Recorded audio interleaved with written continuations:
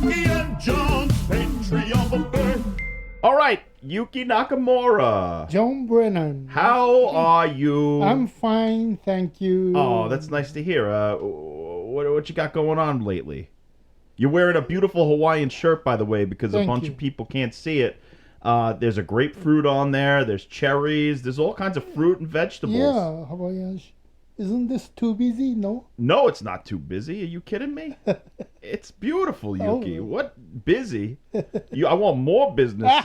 Your pants should be the same pattern, head to toe. That would be a little crazy, I think. No? It's a little crazy, but it would be like a uniform, right? Right. You would be the fruit man, Fruit man, yeah. Fruity Yuki. The tropical fruit, yeah. Tropical fruit Yuki. Yeah. Now, speaking of uniforms, Yes. there's a character who wears not a uniform but a costume, and the same costume for more than 40 years.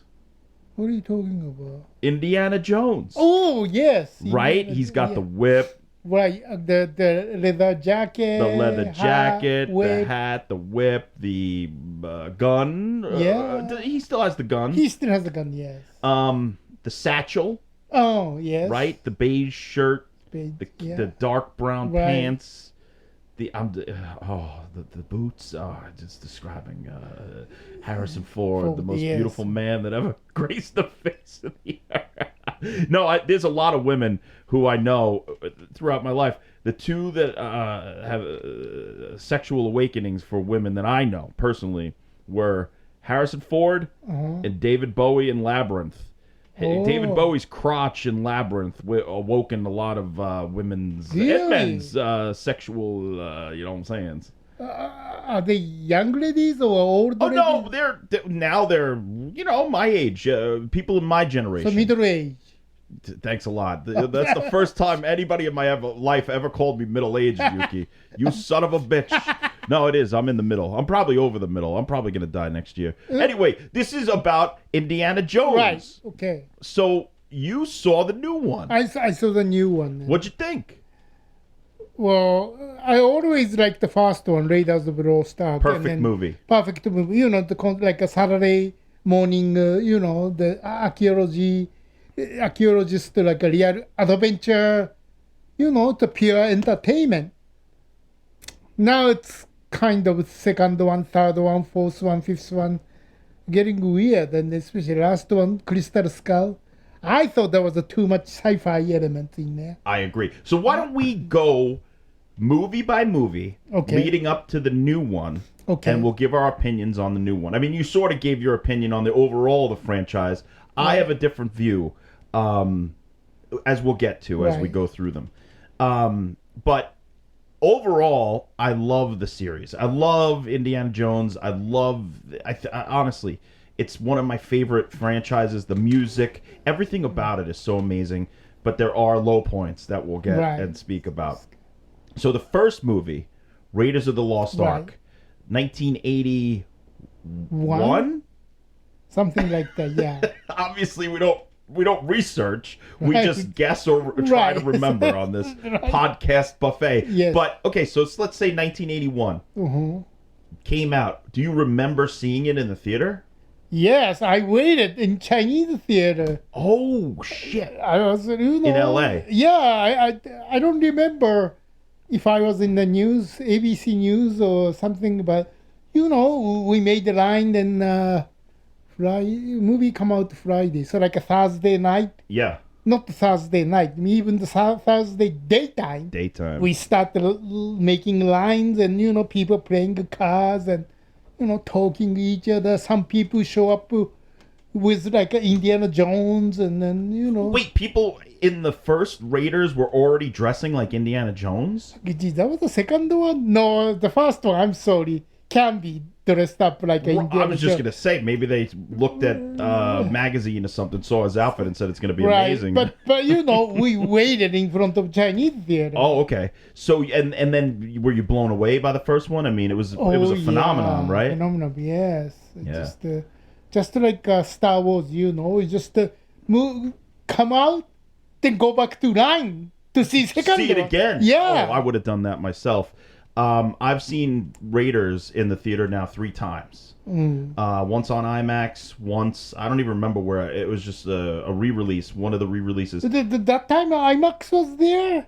It was maybe 15 years ago, around the time of the Crystal Skull. They re-released Raiders into movie theaters in IMAX. In IMAX theaters. It was awesome.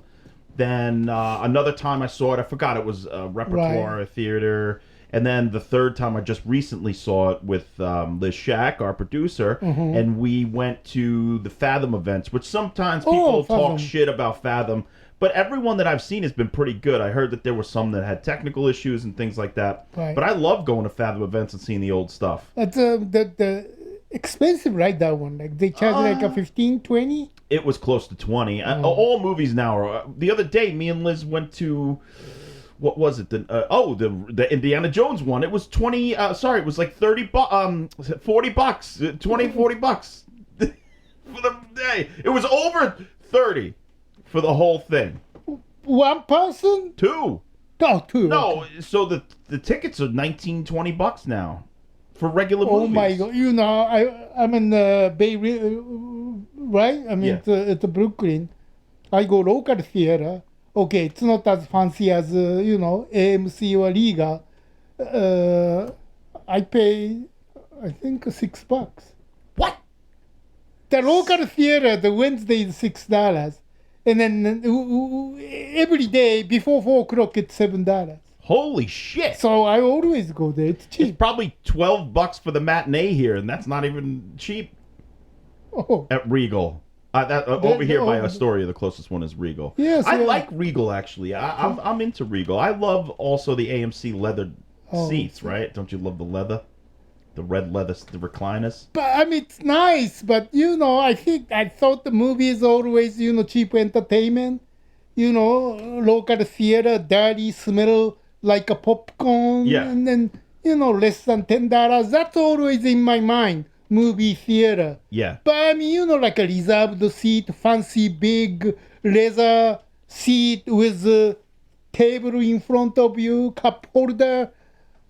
I think they're ripping you off, because they make food and drink more than movie itself. Of course. I mean, forget it. You try to get, say your movie tickets are already $40. Right. You go and you get a popcorn and a soda. That's $375.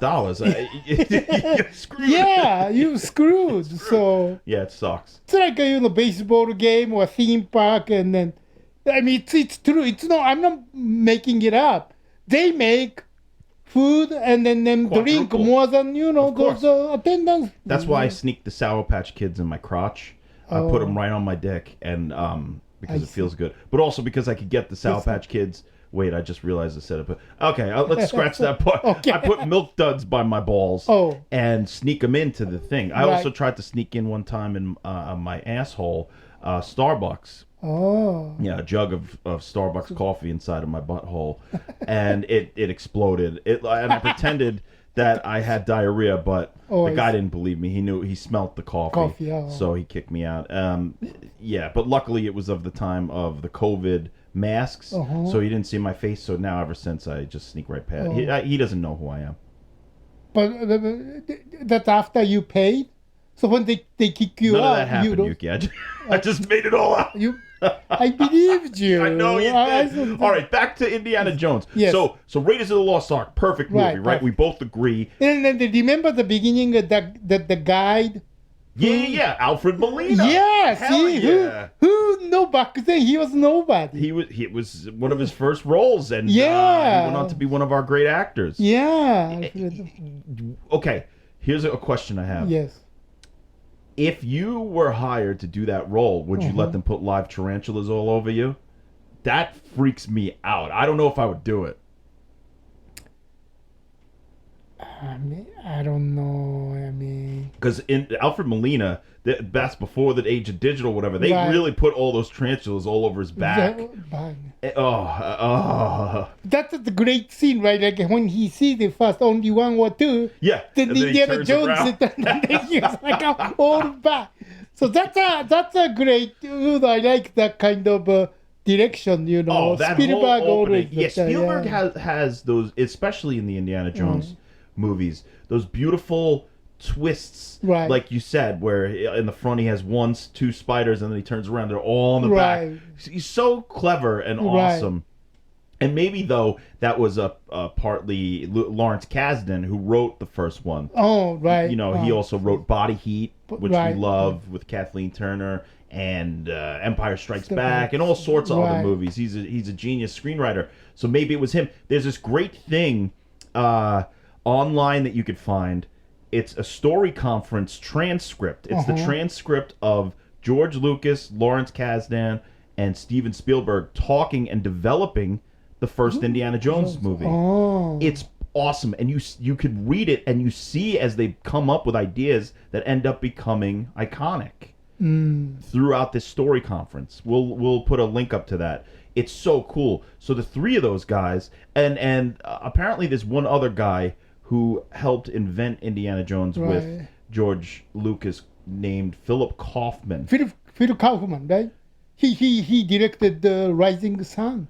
Rising Sun, and didn't he do 2010 A Space Odyssey, or was that That's Peter Peter Hyams? Hyams. You're right, that's Peter Hyams. But he did the Phil Kaufman write the stuff. The right stuff. Okay, there you go. I got the space movies confused. Yeah, Philip Kaufman in his own right is also a great filmmaker, whatever. I guess he came up with the idea, this is what I've heard, of the Ark, that they should chase And the then, Ark. Marco worked with him at the Rising Sun. Mako worked with Rising, your mentor, Mako, the great Yeah. actor. He worked with Philip Kaufman in Rising Sun. That's awesome. Yeah, and then Phil liked Marco a lot. And then, so, I mean, that's something else. But, No, that's great, and they got along, and Right. oh, that's awesome. So, but that's cool for Philip Kaufman. I bet you he gets some residuals for that shit. I hope. Well, I think he's a Lucas and the Phil Kaufman. It says It says at they least in created the right? last one. It definitely said at the end of Dial of Destiny. It said created by George Lucas and Philip Kaufman. Definitely. I don't know about the rest of them. So okay, let's sort of talk about some of the best moments. I mean, the boulder is one of the most famous moments in cinema history, when the boulder comes chasing them down in the beginning. Right. People always reference that. That's so exciting. So exciting, yeah. And even if you look at it now and it looks a little puny, Uh-huh. if that boulder, if there was a boulder chasing you, you would run away and shit your pants in real life. So put yourself in Indiana Jones' shoes. Yeah. You know, what about the would you be an archaeologist, Yuki? Are you excited about the past and antiquities and all that stuff? I'm not sure if I'm interested in those, Trinkets and dusting. Yeah, real archaeology is not as fun as Indiana Jones sleeping with women and shooting guns and chasing the Nazis and beating them up. Yeah. I mean, Indiana Jones is fine, if that, but archaeology, I'm not sure. Yeah, you just want to be Yukiana Jones and run around with your Hawaiian shirt on. You should have been you should have been the sidekick for Indiana Jones. Oh, well, the thing is that not until the second one, but too bad, those short round. They didn't bring him back. They didn't bring back. Horrible idea. Yeah. I said, we'll get to the Dial of Destiny. They could have put him in the Dial of Destiny easy. Right. Because it was all about him and his past, and maybe the same way that the woman, Phoebe, I forgot her actual, Helena Shaw.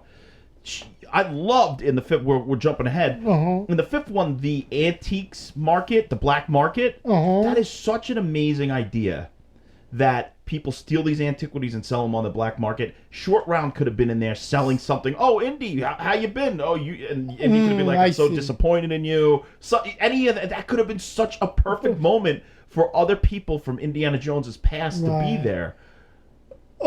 Also, what happened to his son from the last movie? Oh, you know what happened. You don't. He died in Vietnam War, right? Yeah. The spoilers, everybody. But the reason is why they killed the character is that because of the they had a problem with the Probably behind. Yeah, Shia LaBeouf talks yeah, shit. But you know what? Shia LaBeouf talks some shit, but he was right about part of it. The Crystal Skull is bad. Wait, let's keep going in chronological order. We keep it. But I think what would have been great is if Short Round was in the fifth one, and you were Short Round's cousin. Oh. Brown Round. This is my cousin, Brown Round. Brown Round, yeah. And then you just fart the whole time. That's why they call you Brown Round. Okay, so still with the first one. Oh man, you know the thing that I laughed at the hardest this time, because the Indiana Jones, most of them are very funny. The part where he takes out the hanger. You don't know it's a hanger at first. The bad Nazi guy. Then and he pushed, and you think it's going to be a torture device. Right, torture device, and then that's hanger. They just put the core. I never noticed that as a little kid. I just didn't put two and two together. But as I get older, that's one of the best bits in the whole movie, because you're like, oh shit, he's gonna fucking torture her, and then he just has a hanger. And then remember the Marion was drinking. She can drink strong. Yes. So when she was drinking with those Nazi guy. Drink them under the table. Yeah. Bullock, the French archaeologist, the rival of Indiana Jones. Great character setup. Is they set her up in the first part whenever they introduce her that she could drink everybody out of the business, and then she uses that to her advantage. Right. It's great stuff. Just all the stuff that chase and all the practical effects and the horses. There's the part where he runs down that humongous hill with the horse, and oh my god, it's weeks and weeks of stunts. I'm sure it took. And then the snake scene. Snakes, thousands of snakes, right? Have you seen the movie called the Gunga Din? Gunga Din, I love Gunga Din with Cary Grant. Yeah. That is the same snake scene. Well, I heard that they were very inspired by Gunga Din for Indiana Jones. Right? Spielberg especially. Yeah, I love Gunga Din. Anybody out there who hasn't seen it, it's a great movie from the 30s, right? 39 or something? 30, yeah. 38? Great adventure film. Adventure film, yeah. So it's a lot of elements came from that movie. Yeah. And then, of course, you've got the great ending with the face melting in Indiana Jones. Yeah. Somebody said, somebody recently, I was reading an article about it, and they said that Indiana Jones, especially the first one, The Raiders, is Steven Spielberg's revenge on the Nazis as a Jewish person. Oh. Yeah, he's just melting them and just letting them die in these horrific ways, which is great. That wax melting. Right, that's a great... They did that for real. They actually melted a thing. And after that, the effects guys were so wanted in the industry because of that effect. That industry like magic, right? Yeah. I love that part. And, just overall, Marion's a great character. And they really shortchanged her later on. And then remember, and then it's her kissing, and then the same scene. Kiss here, kiss there. Yeah. Same scene is in this movie too. Yep. Ending, yeah. But see, that callback in the new one, I like. Even though sometimes, in real life, right, Yuki, say 10 years ago, I start kissing your chest and saying things to you. And I do a funny line, it's not the years, it's the mileage or whatever. Right. 10 years from now, I'm not going to reference that line. But I might reference the scene. I might, or I might reference the moment that you and I lived through. So in movies, I like when they do homages to the old stuff in franchises, but without the exact lines. Nobody remembers the witty line that you said 15, 20, 30 years ago. That's true, yeah. Nobody. But I remember kissing Yuki's chest, and I said the thing. So you can have a callback to, so in the fifth one, I would kiss your chest. Right. You know what I'm saying? If you were Marion and I was Indiana Jones, or vice versa. Not in real life. No real life. You called me your partner before. I did, huh? What kind of partner you want to be? So then let's move on, because of course we said Raiders. You could just say it's perfect. The second one, Indiana Jones and the Temple of Doom. You don't like it? Well, I wouldn't say I don't like it, but that food scene and offended many people, I think. Look, who am I to say what? But it's a great scene. I don't care what anybody says. If it offends But people, I mean, who would eat the eyeball or monkey brain? sick, and insane say- child slave people who were worshiping voodoo. It's not about them being Indians. It's about them being evil voodoo. But Indian sick people thought, death cult. that's like, hey, we don't eat that. I agree with that, but I personally, and I know, look, who am I? But the way that I view that is, it's not saying that it's all Indian people eat that way. What they're saying is these sick death cult Kali Ma motherfuckers in the voodoo and all that shit, they're sick. They eat the monkeys. They eat the snakes. They eat crickets with shit in them. Not all people.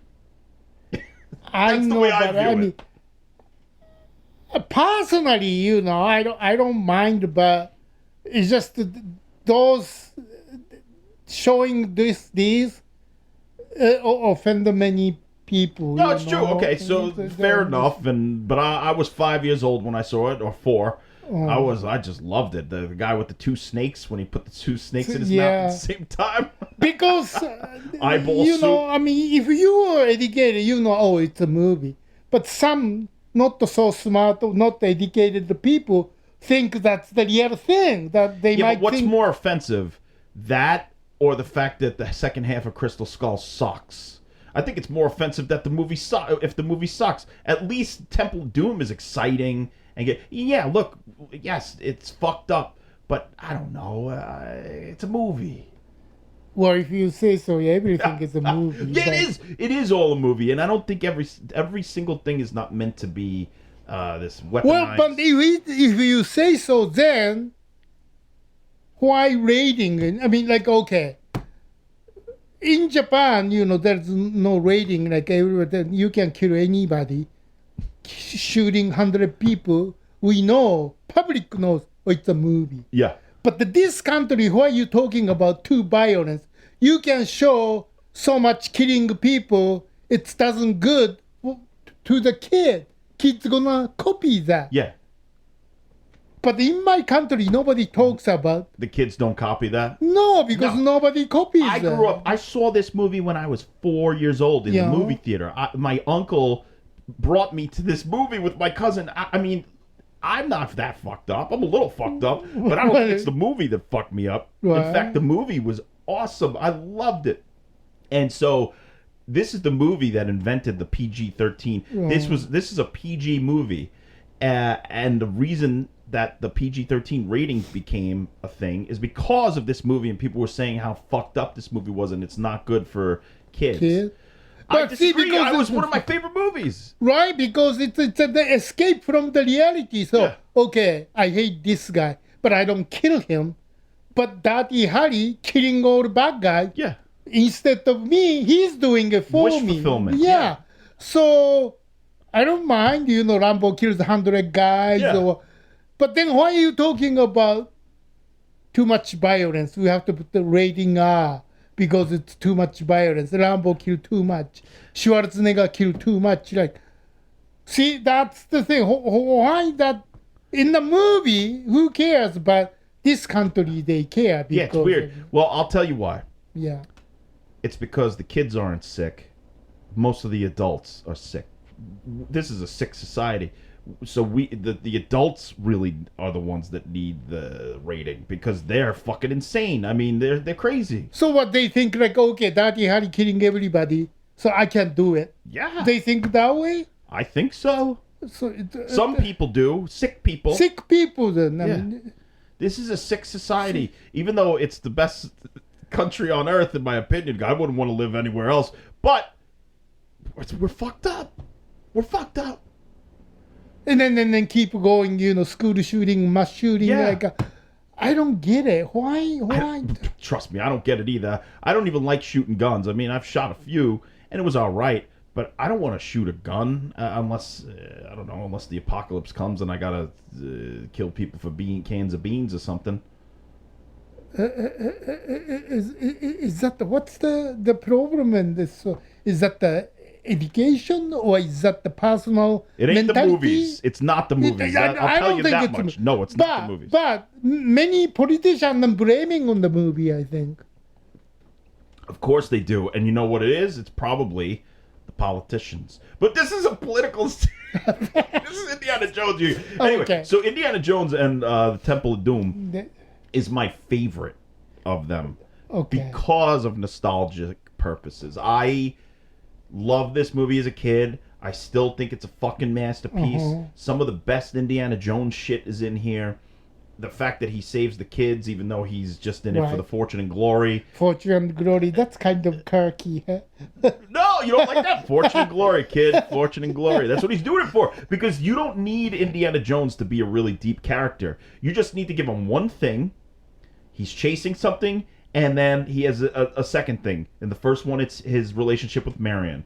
In this one, it's his relationship to just in it for the money. But then he has a heart and he saves the kids. So you only need a small secondary thing for Indiana Jones. The first is he's an adventurer who's going to find a Right. piece of antiquity. The second one is a smaller thing. And I think in the second one, that's a pretty cool thing to have. For Yeah, him. except that food thing, I like second, especially opening sequence is like, musical like. Yeah, anything goes. Yeah, that's a It's great scene. Yeah. It's a great scene. I heard, Spielberg always wanted to do the musical. So there is, and now you go a couple of years ago, he finally did the musical. I haven't West seen Side it yet. Story. I'm gonna watch Yeah. West Side Story because West Side Story is one of my favorite movies. Have you see the original, right?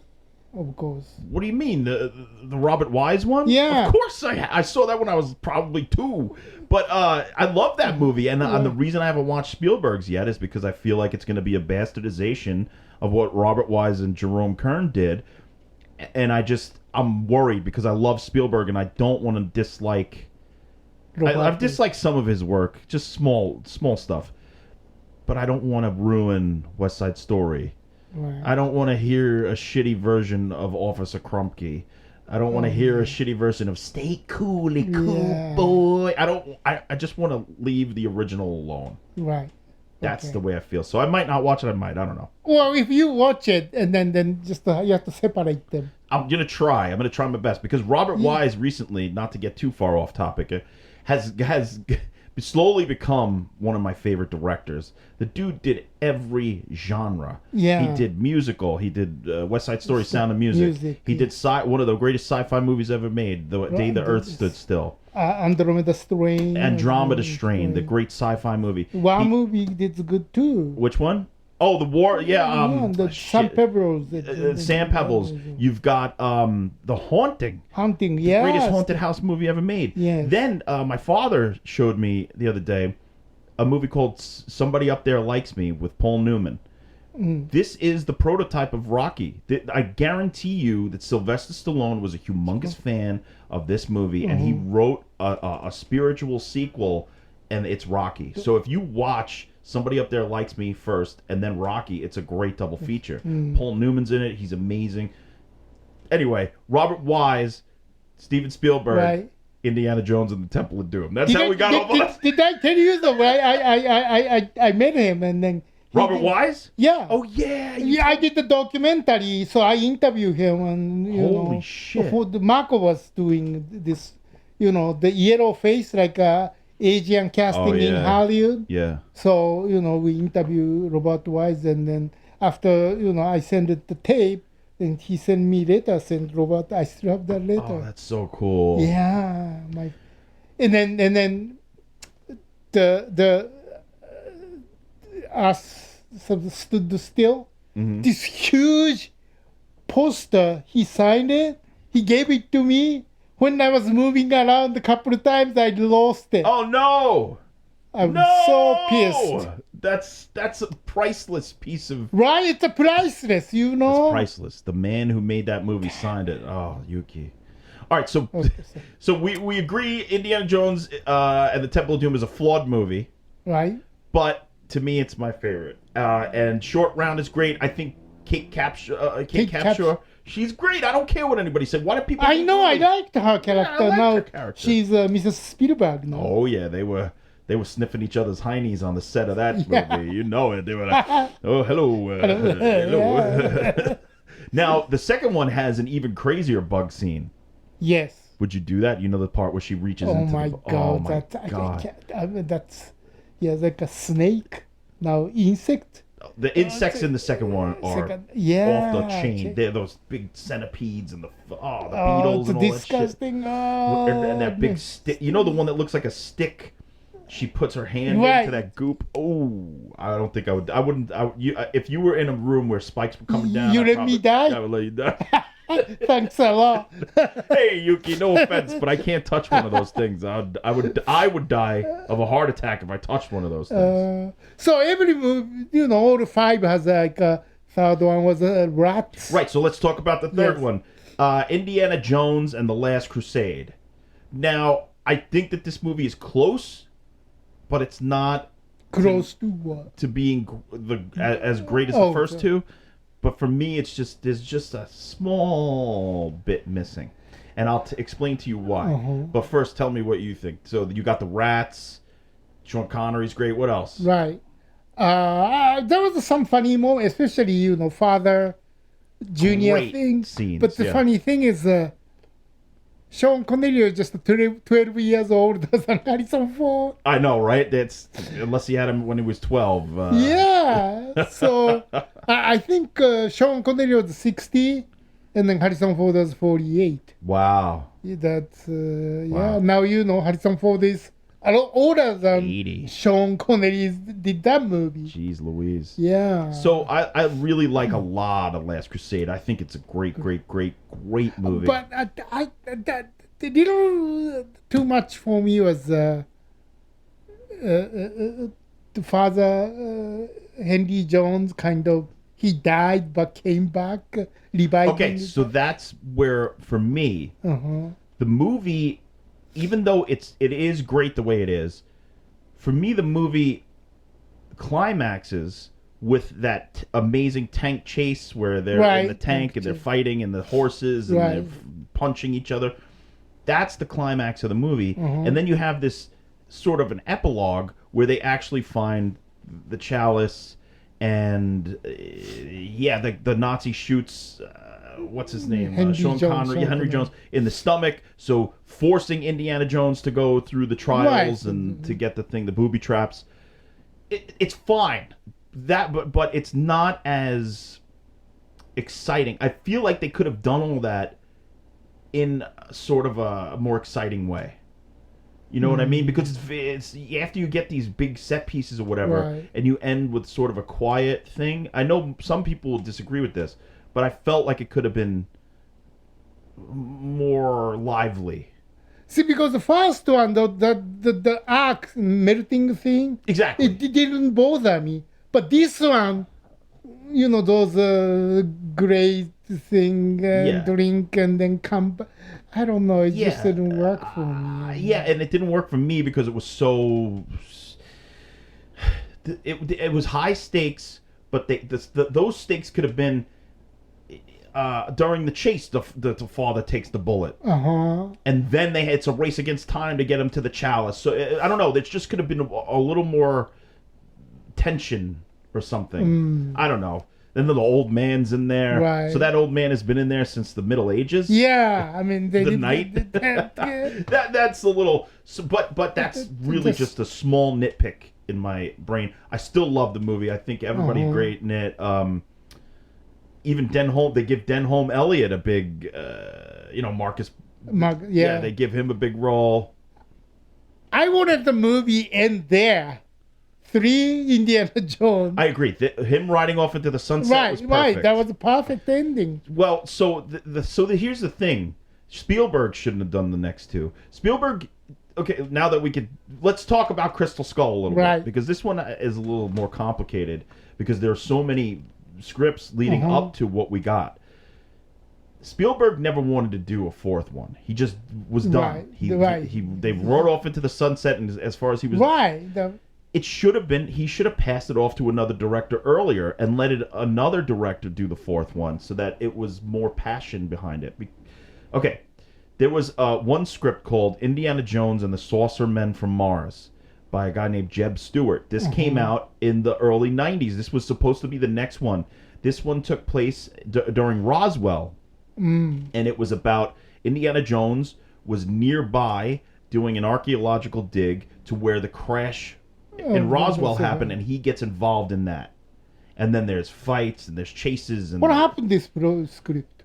Harrison Ford didn't want to do one that was so overtly alien. I mean, he actually, in the script, he ends up in a spaceship, Indiana Jones. And he said he didn't want to do one that was that sci-fi. It was too sci-fi for Harrison Ford. That's bullshit because I agree. it's No, trust me. No, it gets worse. So you think, but I think that that's a better idea than what we got. Whereas than Crystal Skull sounds like. Yeah. So And Indiana you didn't Jones like and the the Saucer he Men did from there. Mars. Great title, too. Yeah, he didn't like this, then he did the Crystal Skull. So then, doesn't make any sense. They scrapped that project because they all couldn't agree on it. But they still, Lucas was the one who was like, no, we got to get aliens. Right. The first three were the 30s and 40s serials. Now I want to do a one that represents the 50s and the sci-fi movies that I grew up with, which is kind of a cool idea. I don't think that Indiana Jones doing aliens and stuff is that far outside of the realm, because there are archaeological things like the Mayans or whatever that some people believe, Chariots of the Gods and all that shit, Right. that people believe our ancestors met aliens and shit. So there is something there that Indiana Jones could be a part of. So after the Saucer Men from Mars, they hired a bunch of other writers. M. Night Shyamalan was a writer at one point, all these other people, and they got up to the guy Frank Darabont, who wrote Shawshank Redemption, The Green Mile, created The Walking Dead for TV, or developed it for TV. He wrote a script called Indiana Jones and the City of Gods. And there was another one, too, by Chris Columbus back in the day called Indiana Jones and the Monkey King. I don't know where that falls, if that's before Last Crusade, but there were a bunch of unmade Indiana Jones scripts.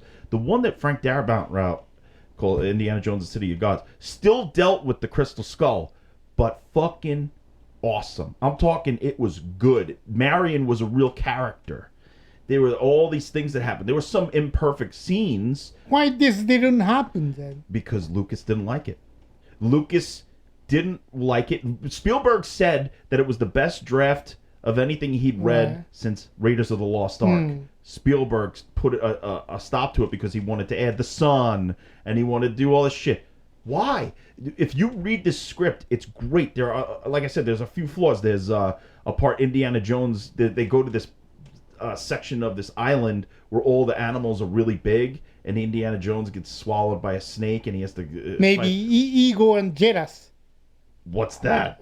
I'm saying no because I said so type of thing, because the script is so good, and then ego and jealous. Yeah, ego. Lucas might have been jealous or something. I don't know why he squashed it.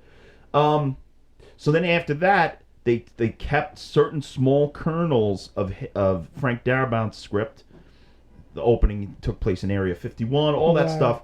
And then this guy David Koop came in, and he delivered what is now the Kingdom of the Crystal Skull script with Mutt, Shia LaBeouf, with Marion sidetracked in the second half. So let's talk about our feelings about the actual movie. Do you like it at all? No, I didn't like it. None of it. No. I think that the first 35, 40 minutes of Crystal Skull are good. And then after that, it takes a huge wet shit And all then over the screen. the fire ant or killer ant, kill ants. The special effect doesn't even look good. It didn't look good. The whole second half of Crystal Skull is a digital nightmare. Yeah. A digital nightmare, and it's all the characters start to go brain dead. Yeah. It's just horrible. The story gets into shit. The first half has great stuff. I don't care. Even the nuclear blast to me is cool. That's cool. Even though he's in the fridge, who cares?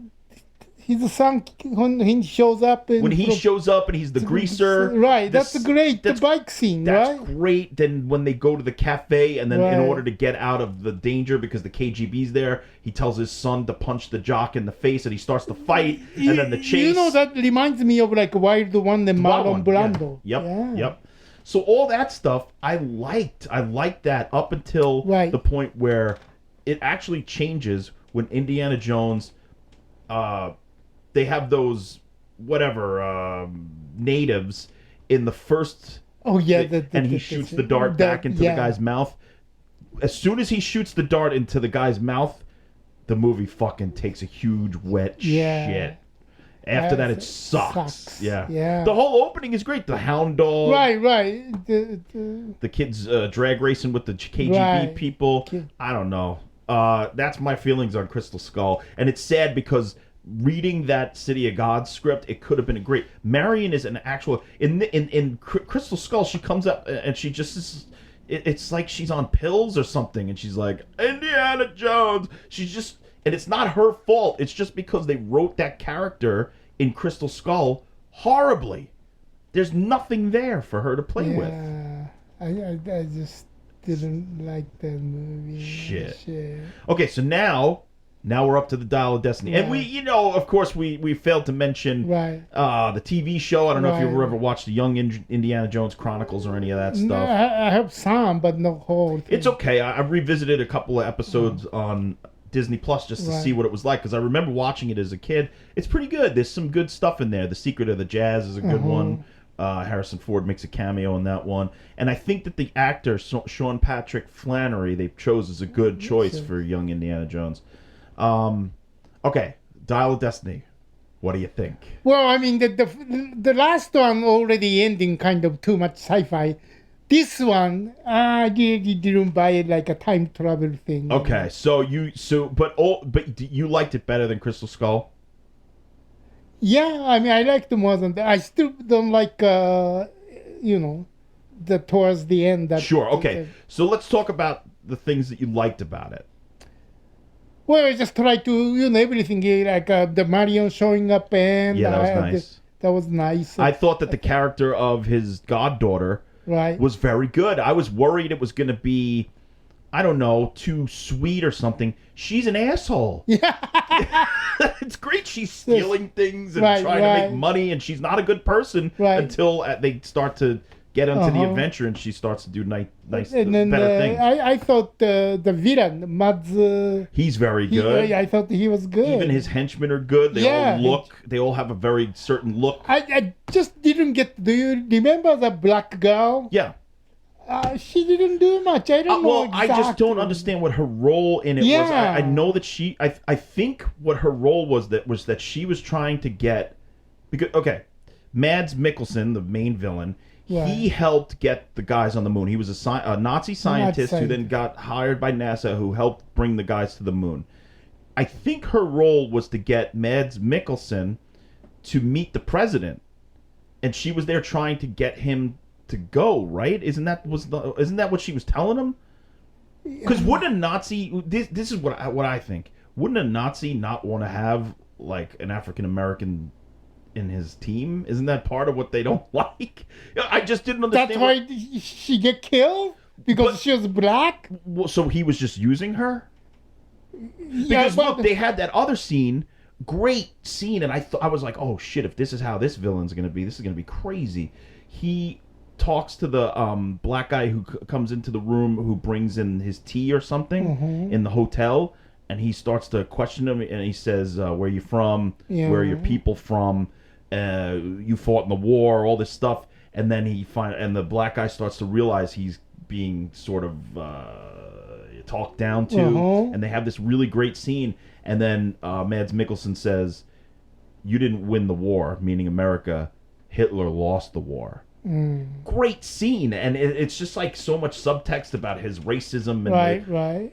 But I didn't feel any of that with the girl. I didn't know what her role was. What the hell was she? I don't know. I mean, that's why, like, what she was. And not that she wasn't good. I thought she looked great. I thought it was interesting that she was fighting. I just didn't. I didn't know what exactly her part. Her role was. I didn't miss. Was she with the Nazis? Did she know they were Nazis? Before I found out, she got killed. Yeah, all of a sudden then she's getting killed. And then I thought he was going to say some crazy shit to her the way that he said it to the black guy. But they just let her die and he didn't say anything.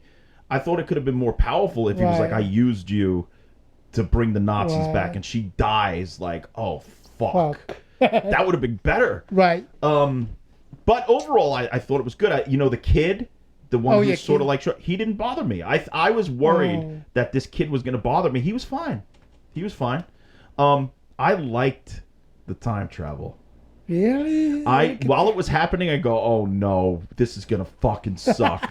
And then when it's okay, the reason it worked to me is because of the way Indiana Jones reacted. I didn't think he was gonna say, leave me here, and get emotional and say, this is what I've been searching for my whole career. I think that's a beautiful way to tie that character together. He would rather have stayed in the past and lived with the Romans, because that's what his whole career was about, digging up the past, and finally he's there.